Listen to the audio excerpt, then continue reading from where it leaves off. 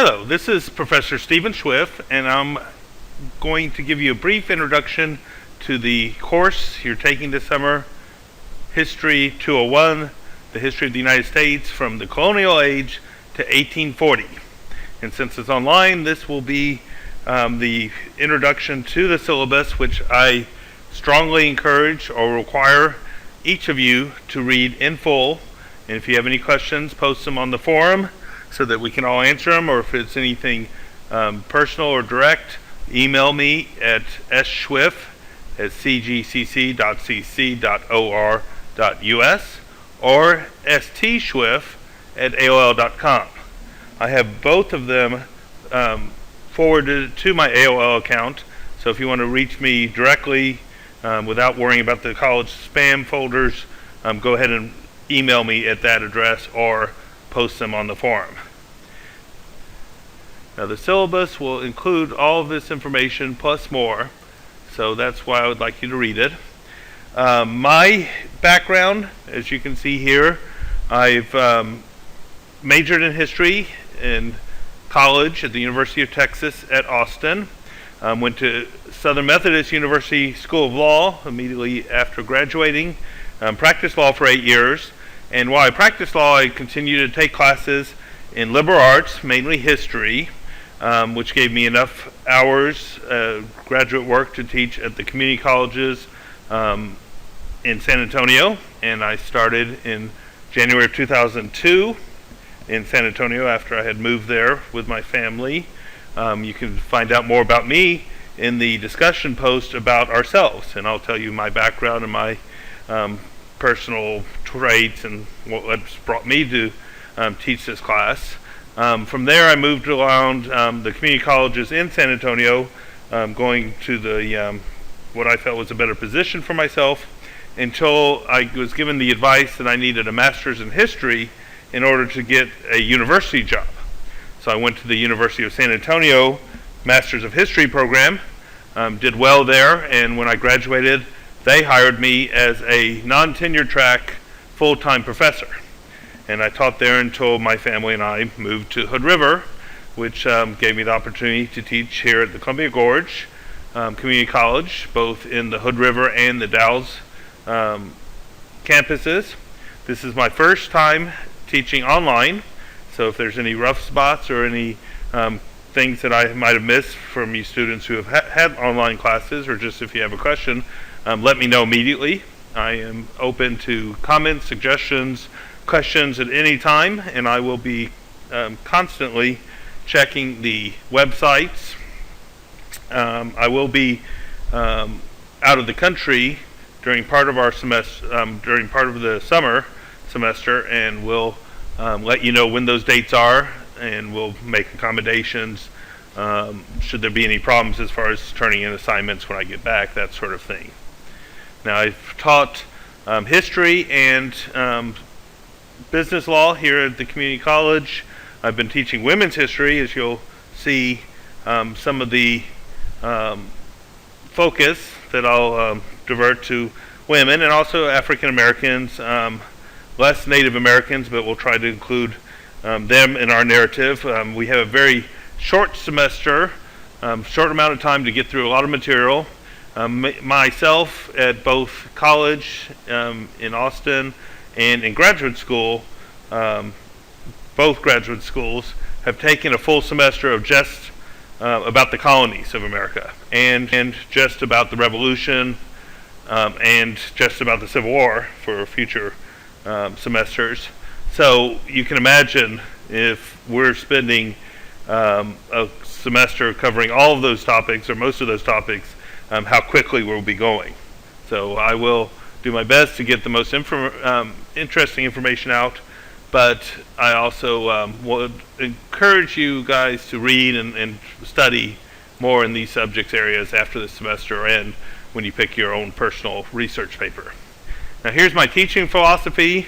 Probably the most important part of teaching history to me is telling the story of history. And I would like my students to come away from the class with one thought: wow, that was really interesting, and wow, I'd like to learn more.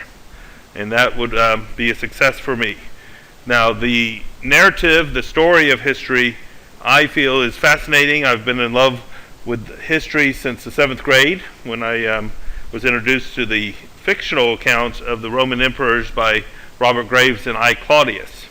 And I read those and loved them and started reading the primary sources, the direct sources in Roman and Greek, and the other class I'm teaching this summer is Western Civ, and so hopefully if anybody's interested they can take that class as well.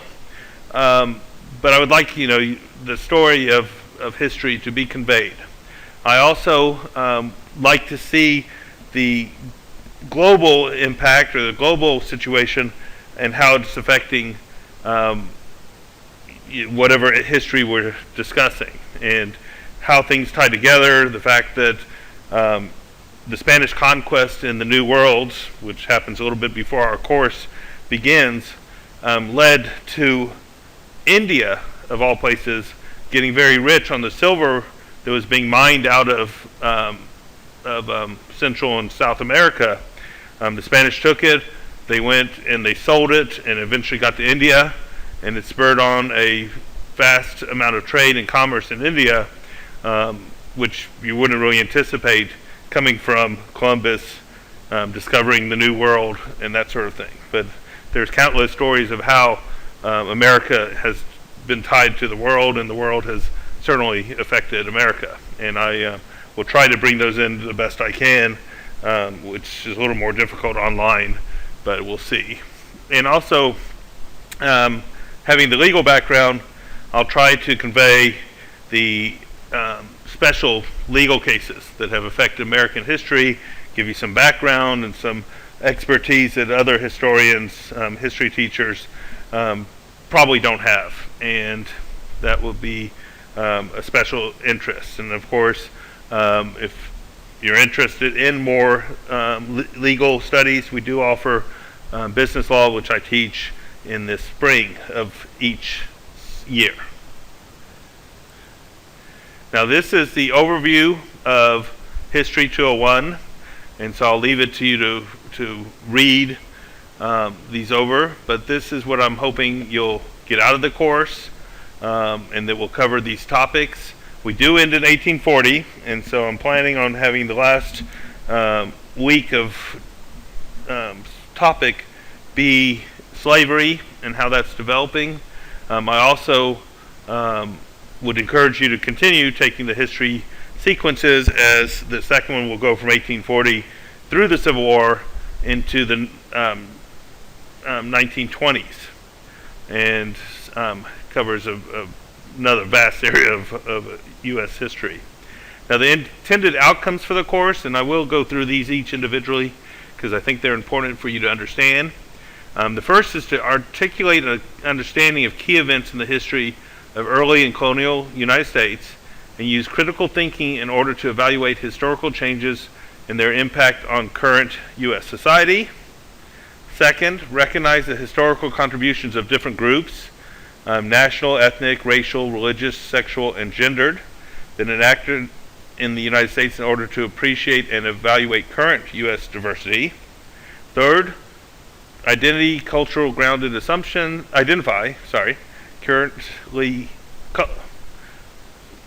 culturally grounded assumptions that have influenced the perception and behavior of people in the past in order to assess how culture continues to affect human behavior. And that one is, all of these are to tie the past with the present, and for you to understand the roots of a lot of the things that we are dealing with in present culture, and understand the past and what decisions were made in light of their reality, their period of time. And finally, communicate effectively using historical analysis and connect the past with the present to enhance citizenship skills. And the communication will be the main way of assessing whether you are achieving these outcomes, mainly through writing. We're going to have short response papers that we'll get into in just a few minutes, and also exams and a longer research paper.